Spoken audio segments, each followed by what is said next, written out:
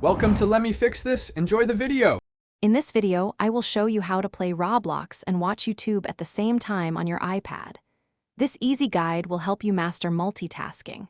We'll cover using split view to run two applications side by side and how to leverage picture-in-picture for your videos.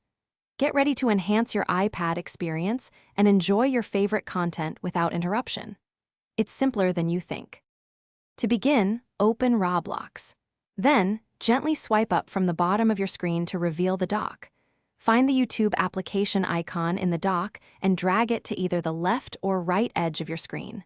Release your finger, and both applications will appear side by side.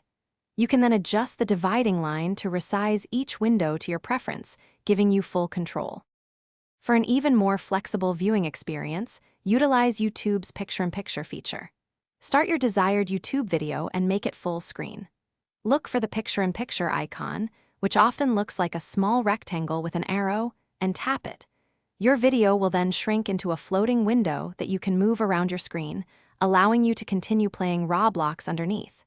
It's incredibly convenient. To ensure a smooth multitasking experience, keep your iPad's operating system updated to the latest version. This often brings performance improvements and bug fixes. Also, close any applications running in the background that you are not actively using.